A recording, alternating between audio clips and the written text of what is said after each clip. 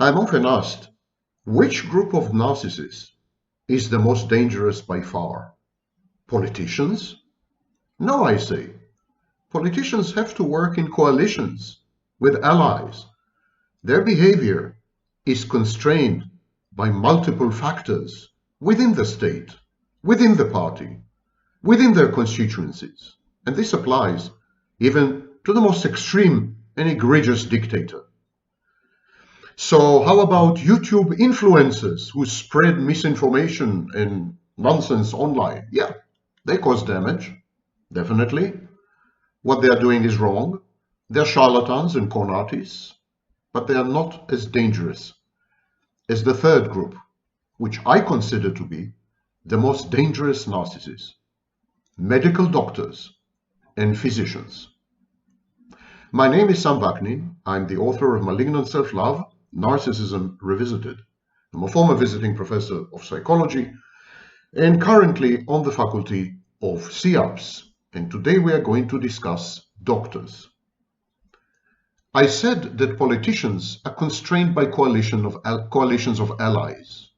They're also subject to scrutiny, and that applies even to extreme dictators such as Adolf Hitler or Joseph Stalin. So politicians are constrained. Medical doctors are not. This is a mafia, Cosa Nostra. No medical doctor would testify against another medical doctor. Malfeasance, malpractice, and horrible egregious mistakes, iatrogenic diseases, they are all swept under the proverbial carpet. There are no snitches. There are no whistleblowers in this fortress of self-righteousness and sanctimoniousness. Sanctimony is just one element in the composition and the constitution of the typical medical doctor or physician. Physician is a specialty doctor, yes, just to clarify. Let's start with the fact. Narcissists and psychopaths are overrepresented dramatically in the medical professions, about 5 times more than in the general population. For example, the number of psychopaths among medical surgeons is anywhere between 6 and 10 times higher than in the general population. The prevalence of cluster B personality disorders and the incidence of cluster B personality disorders in the medical professions, and I'm talking about all medical professions, that includes dentists, that includes psychiatrists, that includes surgeons, and so on and so forth, are very high. And as the prevalence and incidence of cluster B personality disorders is rising in the general population, it is of course rising and exploding among the medical professions. This is becoming a major threat. A major threat. Why is that? Because the typical narcissistic doctor, or doctor who is a narcissist, suffers from a series of cognitive distortions and behavioral dysfunctions that render him or her unable to provide service to the patient. And in the case of service to the patient in medicine, we are talking often about life and death decisions.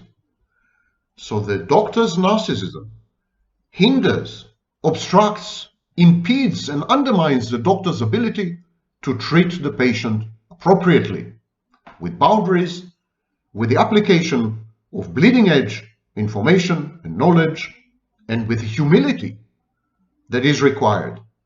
Because to be a good doctor, you need to be humble. Humble in front of this magic of the human body, this contraption, this device that's more complex than the universe itself. Humble in front of your patient, who knows her body much better than you would ever be able to. And humble in realizing the limitations of your own discipline. The fact that medicine is a work in progress, and you're not God, and you're not even godlike. You're just a student, a lifelong student. Doctors, medical doctors and physicians that lack this humility are bad doctors. They are failing physicians. They're failing not only themselves, but they're failing first and foremost their patients. Start with the fact that narcissistic doctors and physicians consider themselves infallible. They're always right. They never make mistakes. You are always wrong. Their colleagues are always wrong. Everyone is always wrong. They always get it right. This infallibility, which used to be reserved only to the Pope, is a major problem in medicine. Because in medicine, you must accept that you are fallible, that you are human, and errors are human. Making mistakes defines being human. Trial and error. So if you refuse to acknowledge your ability or your propensity or your capacity to make mistakes, to get it wrong, then you never learn. Not only do you never learn, but you apply the wrong diagnostic procedures and the wrong treatment modalities to your patient, ending up making your patient's life and health much worse. How many doctors, medical doctors and physicians and psychiatrists and so on have you come across who have admitted to you openly, I made a mistake, I got it wrong? How many? I think I've come across one, and I'm 63 years old, and I've dabbled in medicine, and I've moved in medical circles for many decades. One in 14 countries. The next thing is narcissistic doctors, medical doctors, like all narcissists, confabulate. When they have a memory gap, when they fail to recall something, when they don't know something, and so on and so forth, they simply invent on the fly. They come up with a story, with a narrative, with a concoction, with a piece of fiction, and they imbue it with the power of a fact, an indisputable fact. You cannot challenge this confabulation. You cannot observe it critically. You cannot analyze it. It's not allowed. The doctor's confabulation is the word of God handed down to Moses on the Mount of Sinai. Whereas the typical narcissist confabulation is open to challenge and usually easily undermined, the medical doctor's confabulation is a double-edged sword as far as the patient is concerned. Because if the patient were to challenge the confabulation, that would create bad blood between the patient and the doctor. There is a power asymmetry between patients and doctors. Doctors, medical doctors, can harm the patients. Patients can rarely harm the doctor, unless they resort to violence, in which case they get arrested. So a doctor's confabulation is a major problem because it obscures the truth and leads both the doctor and his patient or her patient down the garden path in a trajectory that is further from health than before and ends usually in a calamity. Doctors, medical doctors and physicians never admit to ignorance. Many of them, not all, but many of them, are resistant to learning. And I'm not talking about learning from textbooks, learning from the internet, learning from scholarly publications, and learning from other colleagues. I'm not talking about this. I'm talking about learning from life, learning from patience, learning from one's own mistakes, having first acknowledged them. The process of learning involves humility, humbleness, eating humble pie. The process of learning is admitting that you are not perfect and that the sources of learning are everywhere and that you should remain attuned and open-minded. And many doctors are incapable of doing this. They're resistant to learning. They are stuck in their old rut and old ways. And when they are ignorant of something, they would just lie. Simply, they would invent some nonsense and they would insist it's accurate and correct. This is very difficult to do in the age of the internet, but it's still a very dominant behavior among doctors, medical doctors, and a very typical narcissistic defense. The narcissist is omniscient, all-knowing. Narcissist doesn't need to learn anything. The narcissist is the reification of all knowledge. The narcissist is the embodiment of all wisdom. Narcissist is God. And so the narcissist is never ignorant. The narcissist confabulations, the narcissist inventions, the narcissist hypotheses, they're as good as facts. And you should never challenge them. Consequently, many medical doctors never seek advice and never even bother to gather information. Many of them never read articles, never go online, never participate in forums, never attend conferences, never engage in continued education, and never ever admit to a colleague, let alone a patient, that they need help, that they require some tips, some direction, some guidance, or, heaven forfend, some mentoring. This is hubris, this is haughtiness, and this is an outcome of the cognitive distortion known as grandiosity.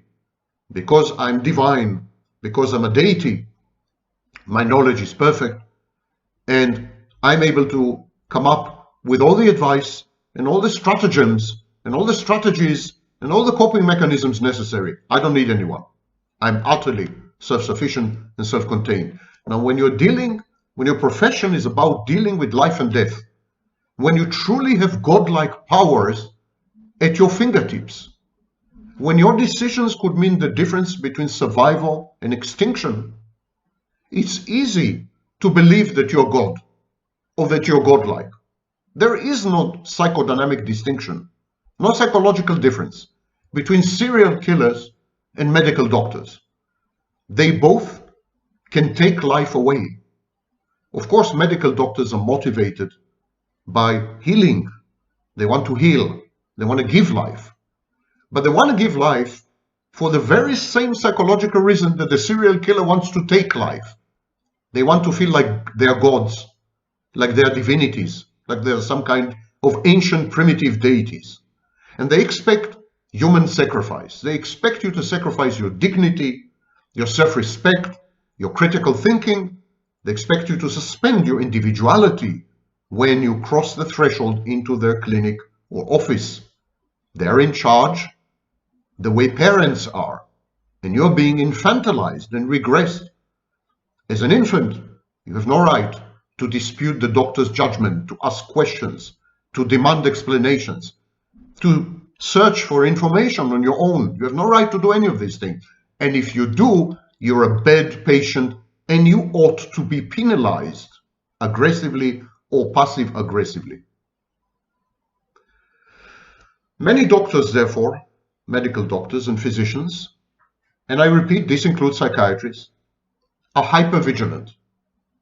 They're constantly scanning for insults and slights and criticism. Everything you say to them is misperceived as a challenge to their authority, as the undermining of their supremacy, as a form of shaming them and humiliating them. And they become defensive and they become aggressive. Or if they are covert narcissists, they become passive-aggressive, which is even much worse. Numerous conflicts erupt in offices and clinics all over the world because of the narcissism and the grandiosity and the hypervigilance of medical doctors and physicians. Exactly like other narcissists in other professions. They are hell-bent on preserving and maintaining their self-image and self-perception as perfect, immaculate, untouchable, immune, godlike. And any hint that they may not be any of these things is considered to be bad taste, a declaration of war, casus belli. They're very belligerent. Many doctors are very, very belligerent and vindictive. Vindictive doctors is a pandemic. It's a pandemic. as the number of narcissistic doctors increases, in line with the increase of narcissism in the general population, we are seeing rising rates of vindictiveness. Vindictiveness need not be conscious. Vindictiveness need not be premeditated or intentional. It could be passive-aggressive. It could be unconscious. But it is when the doctor gives suboptimal treatment to the patient, when the doctor subjects the patient to unnecessary diagnostic tests and unnecessary treatments. It's a way of getting back at the patient for having dared to display personal autonomy, critical thinking, independence, which doctors hate, absolutely detest, because doctors, medical doctors and physicians, and here I'm talking about like 99% of them, are patronizing. They are condescending. They have a God complex. Their attitude to patients is demeaning and degrading. The patient is a supplicant, a beggar, and beggars cannot be choosers, of course, are not allowed to challenge or to doubt their benefactors, the medical doctors. Medical doctors and physicians regard every query, however innocuous, however benign, however tangential, every query as narcissistic injury, as a direct confrontation, as a challenge to authority, and they declare themselves infallible owing to their authority. This is known as a fallacy. It's a logical fallacy. You should never take something for granted just because it emanates or comes from an authority. You should check things. You should verify things. You should do your own research and homework, which I always encourage you to do, by the way. That's why I provide literature lists at the end of in the description of my videos, because you need to do your own studies and form your own opinions.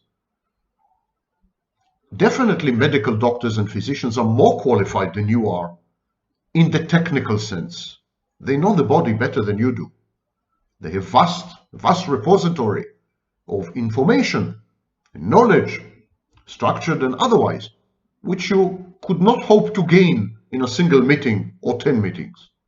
You do have to respect their experience, their learning and erudition, studies. Absolutely, you have to respect all this. But this does not mean that you have to suspend any dimension of your personality. This does not mean that you have to negate yourself in some way. You are an interlocutor and an equal partner of your medical doctor or your physician. You have a right to ask time and again until it's 100% clear to you. You have a right to research and challenge the doctor's assertions, some of which invariably and inevitably are dead wrong. Do not hesitate. And if your doctor reacts with indignation, rage, sulking, change your doctor. That's a narcissist. Doctors who perceive themselves as godlike, doctors who regard themselves as immune to the consequences of errors, mistakes, choices, decisions, doctors who believe that their actions would have no personal consequences ever, doctors who treat you as some kind of infant, infantilizing, doctors who disrespect you by refusing to listen to you, refusing to answer your questions. Walk away. Walk away. Find another doctor. Never mind what reputation the doctor you're abandoning has. No amount, remember this rule, no amount of learning and no quantity of experience can outweigh the distortions and the errors that narcissism brings. So narcissism destroys. Narcissism is a counterbalance. Even the most experienced, most erudite, most amazingly informed doctor who is a narcissist is a bad doctor.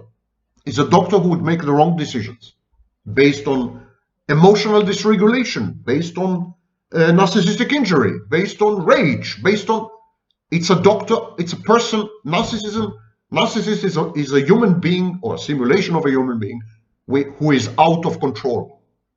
It's this kind of doctor, the narcissistic doctor, the narcissistic physician, cannot control himself, his impulses, his inhibitions, his recklessness, his hatred, his rage, his envy, his...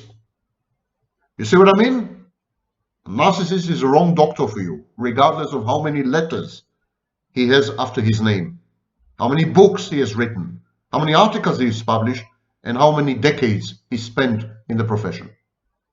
Remember, doctors' reputations are fake because doctors cover up for each other. Medical doctors cover up for each other. You would never hear about the abysmal failures of narcissistic doctors, about how many people they killed on the operating table, how many people they've maimed with the wrong medication, how many unnecessary diagnostic tests have gone awry. You would never hear about any of this because their colleagues are fending for them. Their colleagues are covering up. They're burying the evidence, literally sometimes. So don't be too impressed with the reputation of medical doctors. It's mostly false. It's mostly fake. It's mostly contrived. And in short, it's mostly a confabulation. The doctor's personality is much more important than the doctor's alleged track record, the doctor's alleged knowledge and studies and titles and so on. Personality matters. Medicine is 90% personality and only 10% technique and information and so on and so forth. Today, every doctor, every village doctor in the sub-Sahara in Africa is as learned and as qualified as any doctor in Texas or New York or Germany or you name it. Today, medical knowledge is available to all. It's not a question of knowing things. It's a question of applying what you know, implementing what you've learned. And here, personality matters because the narcissist is not self-efficacious. The narcissist is so effed up, such a problematic personality, that he is unable actually to translate any asset, any possession, any knowledge, any experience into meaningful actions. Definitely, the narcissist is not interested to help others, to heal others. The narcissist is interested in self-aggrandizement. The narcissistic surgeon operates not in order to heal anyone, but in order to accumulate another record or another success that he can flaunt and he can brag about and boast to his colleagues and to his future patients. It's all about the maintenance and sustenance of and sustaining of the doctor's grandiosity. So here maybe is the main issue. A narcissistic doctor is not interested in you, couldn't care less about your health. Narcissistic doctors is interested in scoring points, in elevating himself or herself, in bragging, in boasting, in showing off. It's not about, you're nothing, you're a prop. You're just a prop. Do you want to be a prop to your doctor? Or do you want a real doctor who is compassionate and empathic and understanding and willing to listen and open-minded and caring and warm? A doctor you can trust. Never ever trust a narcissistic doctor, medical doctor, or narcissistic physician. Never ever trust a narcissistic medical doctor or a narcissistic physician. And just in case you missed the first two times, never ever trust a narcissistic medical doctor or a narcissistic physician. Remember, we are dealing with mental health issues that are considered by many authorities and scholars, my humble self or not so humble self included, to be among the worst. I personally think that narcissistic personality disorder is probably the most extreme mental illness after schizophrenia. And in this I'm joined by giants on whose shoulders I stand, like Otto Kernberg. So narcissists are defiant. Narcissists are daring at your expense. Narcissists are contumacious. They reject authority. They disregard treatment protocols. No one will tell them what to do. They have their own way of doing things. They are a law unto themselves. They're going to ignore good practices. They're going to treat you the way they want to, the way they decide, because they are the only authority in the entire universe, and they're going to experiment on you because they're daring. Remember that narcissists are antisocial. Psychopathic narcissists, which are very common in certain medical specialties, such as surgery, psychopathic narcissists are even criminal. Do you want to deposit your body unconscious under anesthesia in the hands of a criminal, a defiant, antisocial, daring, contumacious criminal? Is this your perception? Is this your idea of taking care of yourself and improving your health? Narcissistic doctors are prone to conspiracism, confirmation bias, superstitions. They're not well here. They're mentally ill.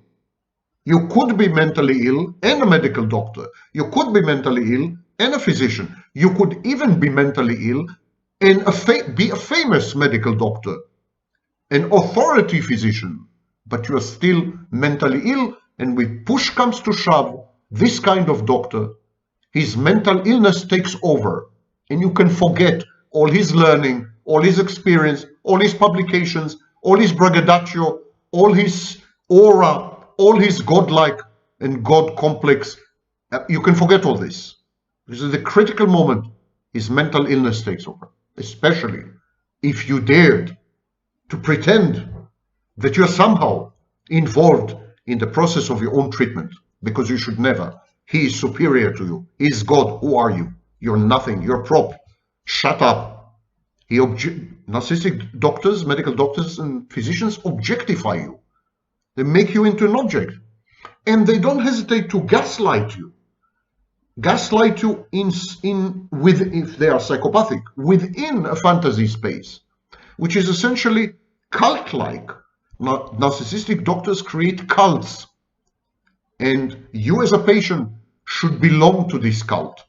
Belonging to the medical doctor's cult is a precondition for being accepted or received by the doctor. A medical doctor would not see you if you don't kowtow, if you don't sacrifice, if you don't admire and worship him. It's a fantasy space within which the narcissistic doctor derives his grandiose self-perception from. And psychopathic ones, or psychopathic narcissists, malignant narcissists, would gaslight you. They would dispute your perception of reality. They would rewrite history. They would imply that you are crazy, that you are unstable. They would go even as far as introducing a psychiatrist in order to ascertain that you're not crazy, you. And even if you know that this doctor has committed an error, mistreated you, destroyed your health, they would bring other colleagues to testify that they've done nothing wrong. And they will bring a psychiatrist to prove to the entire world or to the court system that you're really not well in the head. Something is wrong with you. You're a paranoid or something like that. Be careful. It's a system. Medical doctors and physicians operate within mafia-like structures, within systems that are intended to generate plausible deniability and to isolate the practitioners from the adverse outcomes of their wrong decisions, malfeasance, malpractice, catastrophic choices, ignorance. So be very careful. Let me clarify. The majority of medical doctors and physicians you can work with them. They are somehow open to interaction and so on and so forth. But you ought to really be hypervigilant. You ought to really, really be careful. What are the solutions? Number one, seek multiple opinions. Did I say 2 opinions? Second opinion? No, I said multiple. Do not hesitate. Do not feel shame or guilt. Do not trick yourself into believing that a single opinion coming from an authority or a prominent physician is all that you need. Seek multiple opinion. Now, multiple starts with 3. Number 2, rely on your common sense, on your gut instinct, and on your intuition. They're often right when it comes to other people. Do not rely on your common sense, gut instinct, and intuition when it comes to the medical procedure, when it comes to your treatment, when it comes to your medications. That's not what I'm saying. But do rely on them when it comes to choosing a medical practitioner, a clinician. Choose the doctor, choose your medical doctor, choose your physician by relying 100% on the uncanny valley reaction. Do you feel uncomfortable with this doctor? Do you feel that you need to fawn? You need to please him? You need to cater to his psychological needs? You need to walk on eggshells with your medical doctor? Walk on eggshells away from his clinic and never see him again. Trust your gut instinct and intuition. Talk to others. Ask them about their experience with this doctor, with this specific doctor that you're contemplating to work with. Ask around. Talk to as many people as you can. Gather impressions, experiences, reviews, criticisms, or praise. Be prepared. Next, seek doctors who rely on evidence rather than prejudice or superstition, or their own infallibility, or their amazing zero mistake track record. Evidence-based practices. Here's a fact. New discoveries in medicine, even very important ones, take 15 years to filter down, to trickle down to praxis. Even the best medical doctors and the most amazing frontline physicians are 15 years behind bleeding edge current medical knowledge. Period. It's a fact. Don't trust me. Search online. This means that many of the things, many of the treatments, many of the medications that doctors use on you have been already proven long ago to have been wrong, or counterproductive, or suboptimal. Seek evidence-based practices. Do your homework. Do your research. Confront your doctor. Ask questions. Be polite, but be assertive. Be assertive. Be thorough in your studies and research and information and knowledge. But when you have come to the point that you feel sure of yourself, that you have reviewed multiple sources online and offline, spoken to people, spoken to other practitioners and experts and so on, and you've reached a point where you are absolutely certain of what you're saying, do not hesitate, assertively but not aggressively, to confront your medical doctor and physician. Here's a simple fact. Your life often depends on it.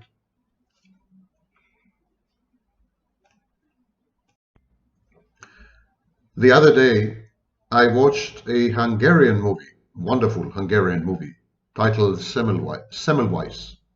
Semmelweis was a Hungarian Jewish medical doctor. He worked in Vienna in the middle of the 19th century.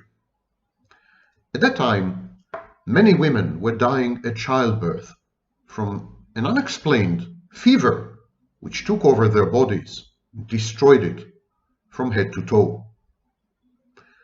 Semmelweis discovered that the reason for this fever was that doctors were conducting autopsies on dead bodies and then touching the women.